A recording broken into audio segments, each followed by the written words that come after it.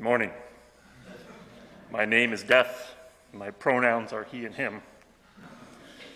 You can call me the Grim Preacher. I'm available for funerals and weddings, and possibly birthday parties if the price is right. Okay, this is a bit ridiculous, even for me. And you folks on Zoom, I've seen some of your costumes on there as well. Thank you for joining in the ridiculousness this morning.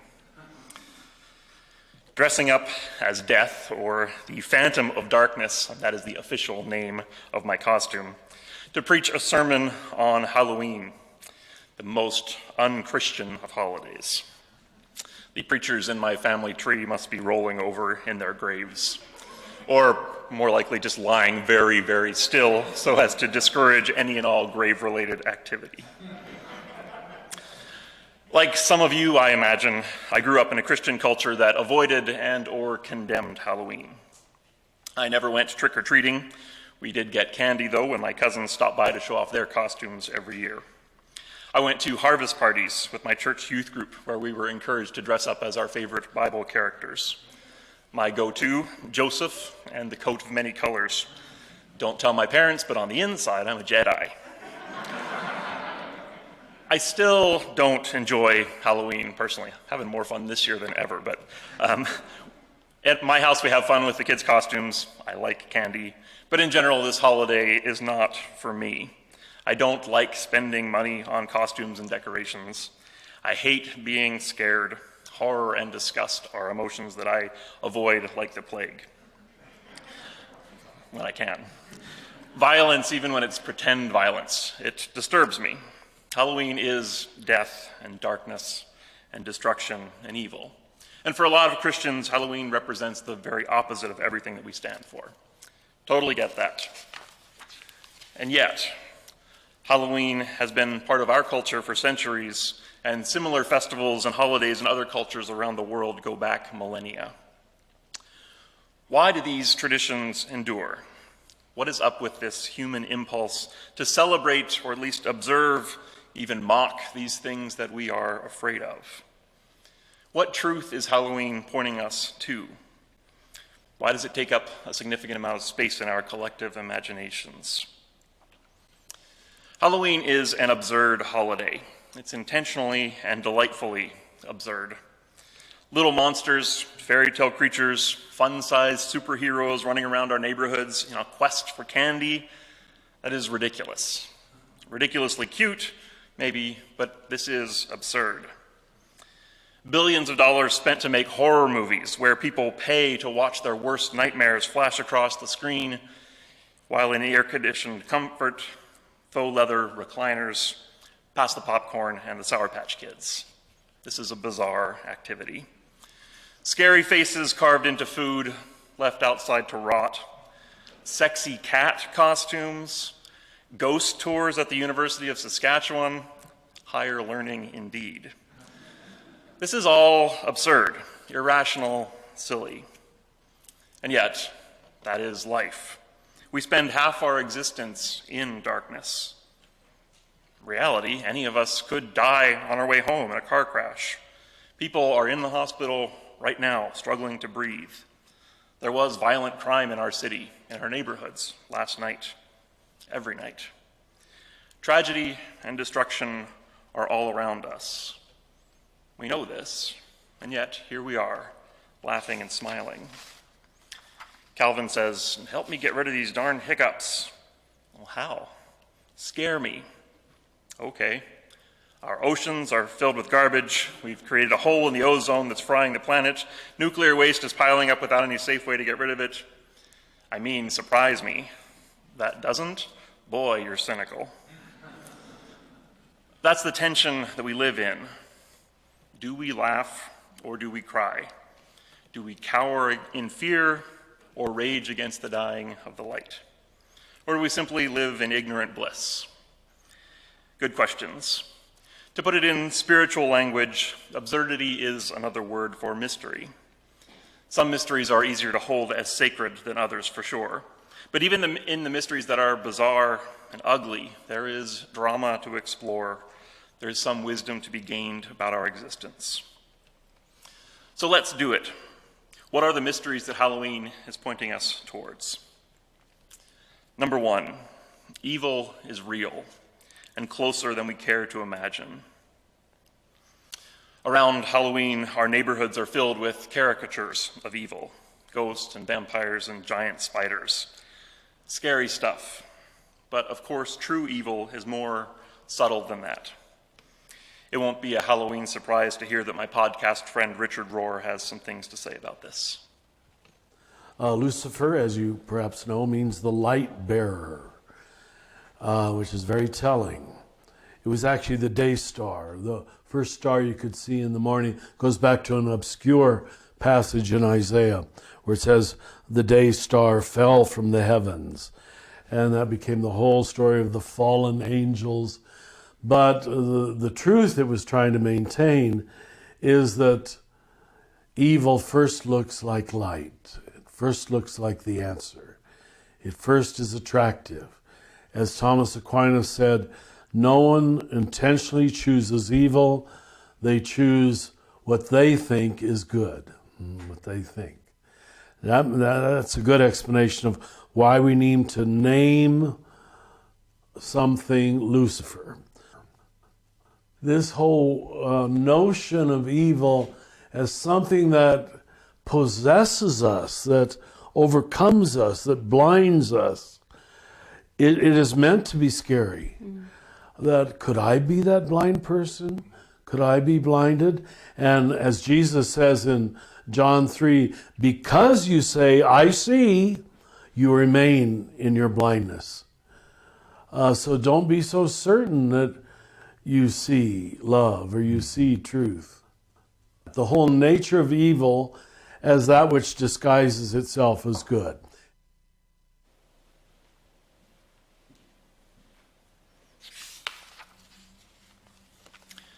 Nobody chooses evil. They choose what they think is good. What is the evil that has me fooled, perhaps with my willful participation? Rohr describes the demonic as that which is seen as too big to fail, that which is beyond our questioning. He's an American like me, so uses the example of the American military. There's politicians on all sides just waving that flag, support the troops, passing these unimaginably large military budgets without blinking. And it's beyond debate. Nobody challenges that. It's just the way things are and the way they have to be. And that, Rohr says, is demonic. It's a form of possession, the principalities and powers of the King James Bible. I'm sure we have our equivalents, the things that we wouldn't dare to challenge. What is it that's too important to question in our lives? Is it my RRSPs and TFSAs? Is it my popular understanding of science, social media, my career, my family, my ideas, my addictions, my personality? Is it big corporations? Is it my opposition to big corporations? Hot holidays? That thing they did that you'll never let go of? Maybe it's the right to free speech without consequences, the right to sexual fulfillment, the right to entertainment, the right to a green lawn or a cabin at the lake. Or maybe it's my Bible, my Mennonite identity, my comfortable Sunday morning experience, my need to be right all the time. Did I get to yours yet? I'm trying to step on as many toes as possible. Feel free to step on mine later. I'm not saying that your particular thing is evil, but if you winced and thought, well, how could he say that? Maybe there's something in there worth examining. The whole nature of evil is that which disguises itself as good. So there's an invitation in Halloween to consider that which is truly evil. What am I missing? What am I choosing to ignore? Number 2, death and destruction are inescapable. When we moved into our house, there was a little metal lawn ornament of a cat beside the lilac bush in our backyard. It was curious because the previous owners didn't leave very much else around the house or around the yard. It was just this cat figure stuck into the ground at that particular spot. Somebody suggested, maybe it was a memento of a cat they had as a pet. and my farm kid brain made the connection. That's a grave marker. Their beloved cat died. They buried it in the backyard, put up this lawn ornament as a memorial. We're living in a graveyard. Someday we're going to pull out that lilac bush and we're going to dig out the skeleton of somebody's beloved pet. Or maybe not. Maybe it is just a lawn ornament. But why did we chuckle at that? There were some groans. Why did we think this idea of a cat being buried in my backyard, that's a little bit creepy? Death makes us uncomfortable. It gets some kind of reaction, even though it's always true. It's always all around us. Of course my backyard has skeletons in it. Every backyard is a graveyard of mice, of ladybugs, creatures too small to see. There is truth in our Halloween costumes. We are all walking skeletons, possessed by ghosts from the past. We are vampires that lay down every night in our coffins to die and rise again every morning, many of us requiring a special potion to regain consciousness. Again, this is all absurd. Mortality is senseless. I'm here 1 minute, gone the next. That is beyond our capacity to understand. And yet, it is unavoidable. The graveyard exists all around us, even though nobody wants to live there. We ignore death at our peril, and pretending that it doesn't exist makes it harder to deal with. There's an app called We Croak. The We Croak app is inspired by a Bhutanese folk saying, "To be a happy person, one must contemplate death 5 times daily." Each day we'll send you 5 invitations to stop and think about death. Our invitations come at random times and at any moment, just like death. When they come, you can open the app to reveal a quote about death from a poet, philosopher, or notable thinker. We encourage you to take 1 moment for contemplation, conscious breathing, or meditation. We believe that a regular practice of contemplating mortality helps us accept what we must, let go of things that don't matter, and honor the things that do. It's an interesting concept. Maybe I'll sign up for that someday when we're not trying to live through a pandemic. Again, Halloween offers us an opportunity to engage with this truth, to remind ourselves that death comes for us all, and that is worth keeping in our focus. Why? Because death and destruction are not only inevitable, they're also an essential part of the world we find ourselves in. The universe itself has destruction built in as an essential part of existence. Hinduism displays this well with its 3 primary gods. There's Brahma, the creator, Vishnu, the protector, and Shiva, the destroyer. Creation, preservation, and destruction. Which one of these is not like the others? Our Christian Trinity has 2 of those 3. It's creator, sustainer, and redeemer. But this God of ruin seems foreign to us. It seems hostile, even. Who would worship Shiva, the destroyer? I'm out as soon as you realize that that's a snake around her neck. Who would worship Shiva? Oh, what about farmers who plow their fields and spread fertilizer on them, breaking down in order to build up the soil? What about athletes who push their bodies to hypertrophy, muscle fibers breaking down and then fusing together to repair the damage, becoming bigger and stronger in the process? What about astrophysicists who tell us that the Earth, the whole solar system, was born out of an exploded star, that all the matter around us is incredibly stardust? Or what about Christians who celebrate the cross as the center of our faith, new life through the grave, the path of dying as the path of transformation, redemption? Shiva is not so foreign after all. In this universe, the way God made it, ending matters. We can't be reborn, remade, renewed without death and destruction. I don't know that we need to like that truth, but we can't fight it or deny it. We must reckon with it. As that famous passage says, for everything there is a season, and a time for every purpose under heaven. A time to be born and a time to die.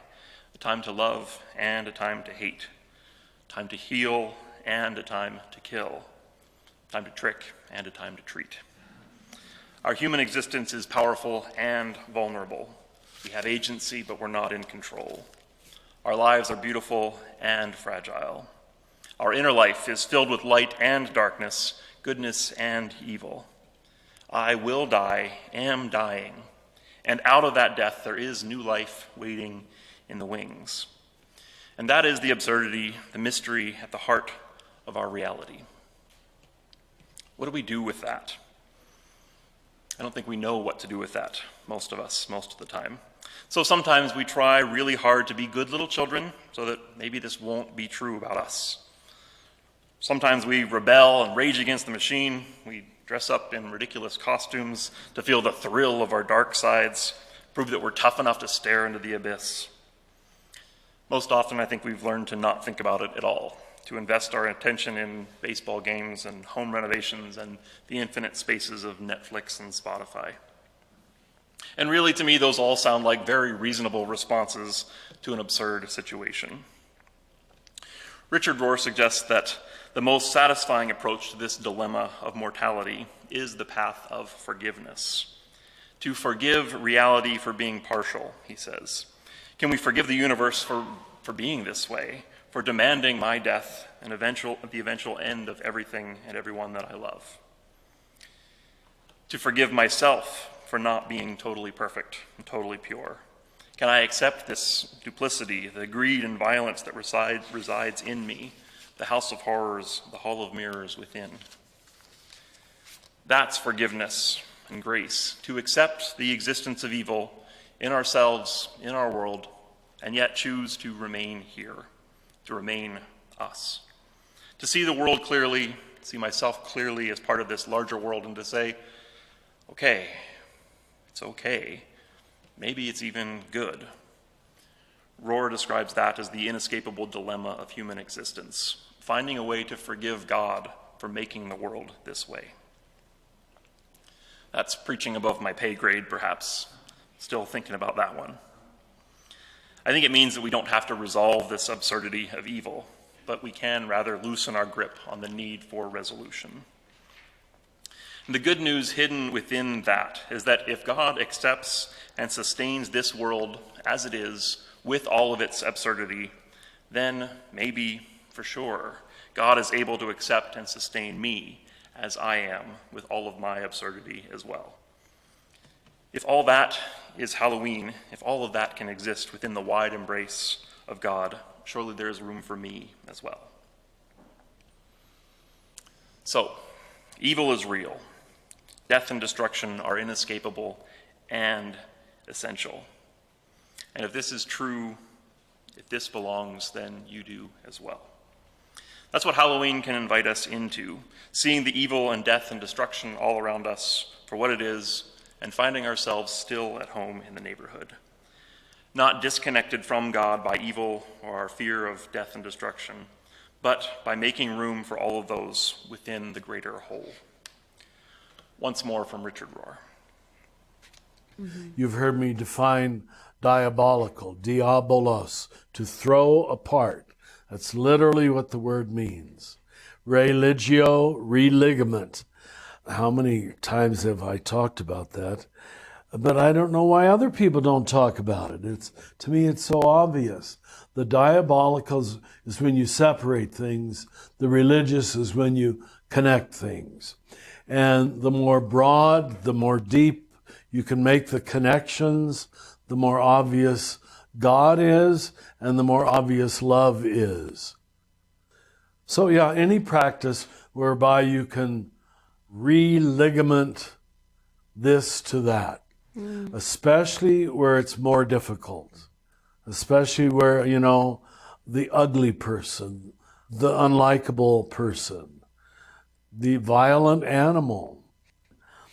There's an irrationality to the cycle of life because it includes, damn it, the cycle of death. Mm-hmm.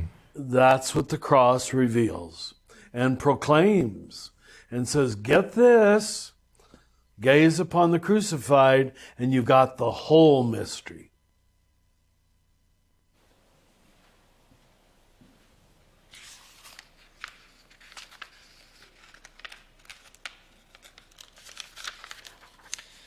I like that definition of diabolical and religious. I expect you'll hear that from me again sometime. Halloween is only diabolical when we let it remain disconnected from the rest of life. And we can make it a truly religious holiday by re-ligamenting it, rejoining the divisions that separate these dark realities from the rest of our lives, making those connections, filling in the gaps. Fear, death, and shadow also belong in our story, and they're never the whole story. So there you go. Not so grim after all, I hope. Let's pray. God of mystery, creator of this absurd cosmos, life is beyond our understanding. Death is also beyond our understanding. And so we walk by faith, not by sight. Hear our prayers for protection, for assurance, for awareness, for wholeness. Give us the grace to know and embrace our shadows. Give us the conviction to reject evil in all its forms. Give us the courage to trust and the wisdom to recognize truth and follow wherever it leads. Amen. Happy Halloween.